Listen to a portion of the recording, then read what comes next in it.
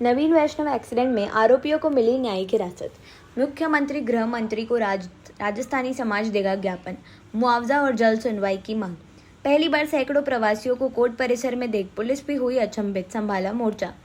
मुंबई के गोरेगांव स्थित और तबेले से दूध लेकर घर घर सप्लाई करने वाला सुबह 4:30 बजे से 5 बजे के बीच मुस्लिम लड़कों ने गरीब का एक्सीडेंट हुआ है, उसके बारे में आप बताएं। आप उनके दोस्त थे, साथी थे, तो वो कैसे व्यक्ति थे और उनका एक्सीडेंट होने के बाद आप लोग ने क्या हेल्प की हो? नाबालिग अदनान नवीन वैष्णव हमारे साथी दूध भरता था, हमारे साथ में था और बहुत सरल स्वभाव का लड़का था उसने।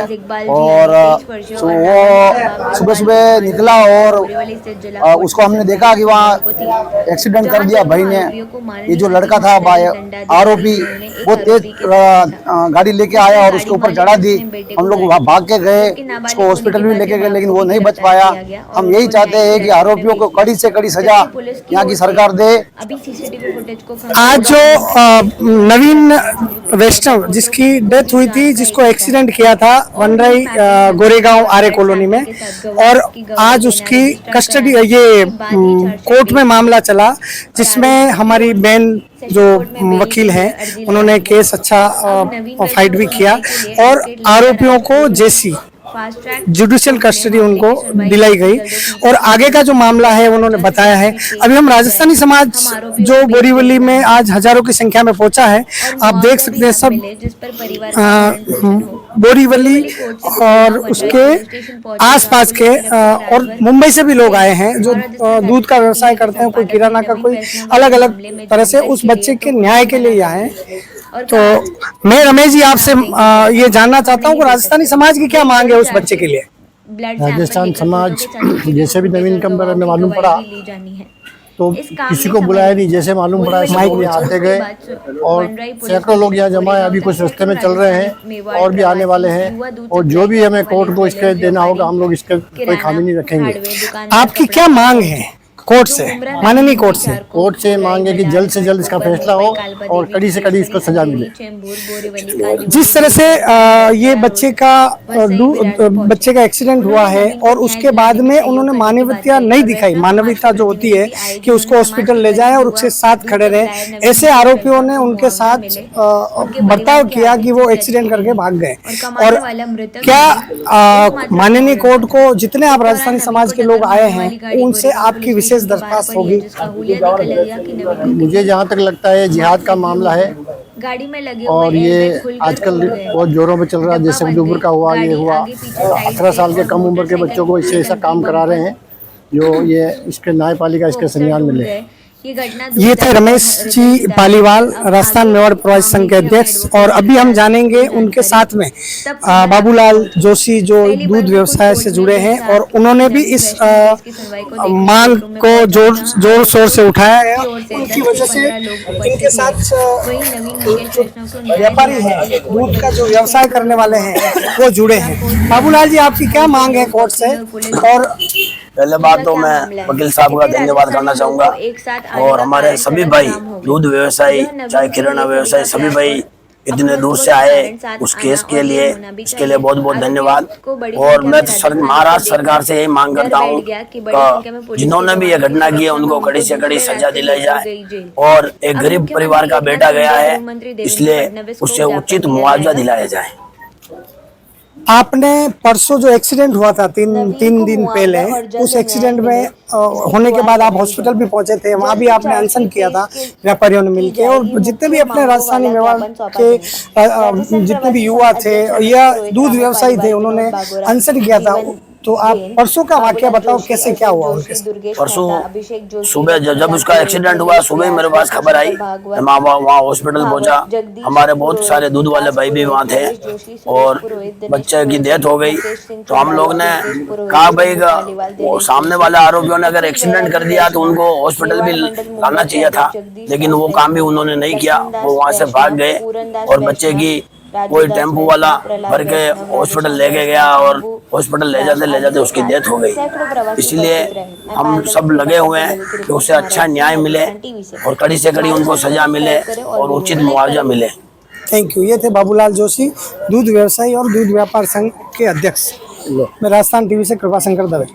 मैडम, जो वनरई का जो मामला है जिसमें नवीन को एक्सीडेंट करके मारा गया है, नाबालिग जो शरारती और जिहादी मानसिकता के लोगों ने उनको मारा है, तो उसके बारे में आज क्या कोर्ट में हियरिंग हुई है और कानून के हिसाब से उसको क्या आगे की कार्रवाई का लोगों को बताएं। जो आए हैं उनके समर्थक, जैसे 500 से 1000 लोग राजस्थानी प्रवासी आए, तो उनको भी इस चीज़ की मालूमात हो कि क्या आगे की कार्रवाई होगी और अभी तक जज साहब ने क्या जजमेंट दिया।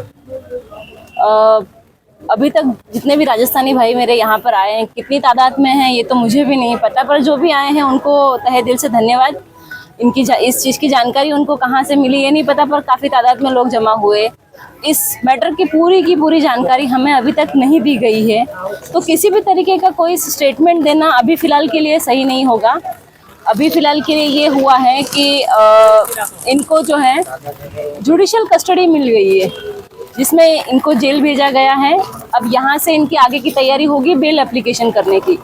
इन द मीन टाइम हम लोगों ने जो है एप्लीकेशन लगाई है कि जो भी कोर्ट में एप्लीकेशन, जो भी उन्होंने कोर्ट में पेपर्स फाइल किए पुलिस स्टेशन की तरफ से हुआ है, वो सारे पेपर्स हमें दिए जाए, उसकी एप्लीकेशन हमने लगा दी गई है।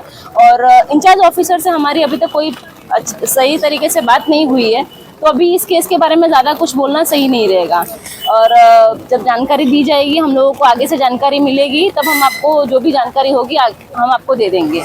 रही बात दूसरी, तो अभी फ़िलहाल हम लोगों की कुछ डिमांड है कि भाई इस केस को, सरकार से डिमांड है कि इस केस को एक तो जो है फास्ट ट्रैक पर चलाया जाए और जल्द से जल्द चार्जशीट फाइल की जाए इसके अंदर, और स्पेशल पीपी जो है इसमें अपॉइंट किया जाए ताकि जो बच्चा ऑफ हुआ है उसको न्याय मिल सके।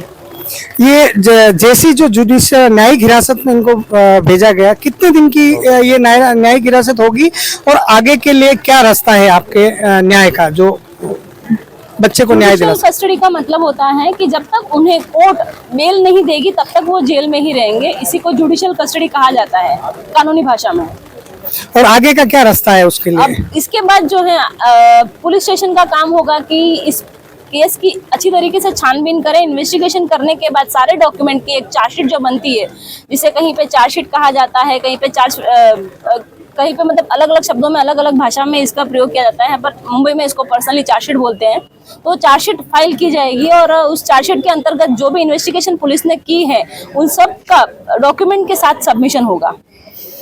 तो अभी उनको जैसी मिली है और आगे का रास्ता आप ये न्याय का ही रहेगा? जो भी है जैसे हमारे माननीय जज जो सही समझेंगे, जो भी उनका फैसला होगा वो कानूनी तौर पे हमें मंजूर होगा। आपका परिचय दे दीजिए। मेरा नाम एडवोकेट ललिता राजगुरु है और राजस्थानी परिवार की तरफ से मैं इस बच्चे जिसके जो एक्सपायर हो चुका है उसको मैं कोर्ट के सामने उसकी तरफ से मैं एज अ वकील खड़ी हूँ। Thank you. ये थे जो एडवोकेट और राजस्थानी समाज से हैं और इन्होंने इस केस को हैंडल किया है। और आज जो जैसी जो मिली है न्यायिक हिरासत, वो भी इनकी वजह से मिली है। राजस्थान टीवी से कृपा शंकर दवे, बोरीवली कोर्ट, मुंबई। हमारे बच्चों को छोड़ो, हमारी बच्ची हमारे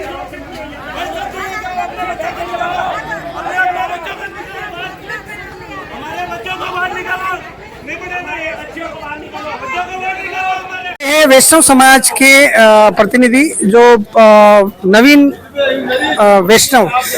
मुकेश वैष्णव के समाज के हैं, वो भी आए हैं, तो उनका क्या कहना है नवीन के बारे में बताएं। हम चाहते हैं कि हमारे नवीन वैष्णव को सरासर न्याय मिले कोर्ट के द्वारा और उचित कार्रवाई की जाए कानून के द्वारा, और आरोपी को सजा होनी चाहिए। और अगर उचित मुआवजा की भी डिमांड है तो उचित मुआवजा होना चाहिए। हम यही चाहते हैं कि हमारे नवीन वैष्णव को न्याय मिले, वैष्णव द्वारा समाज द्वारा, और जितना हो सके। आपका परिचय दे दो। मैं वैष्णव समाज से राधेश्याम वैष्णव हूँ, समाज सेवक हूँ मैं, और हम चाहते हैं कि हमारे नवीन वैष्णव को।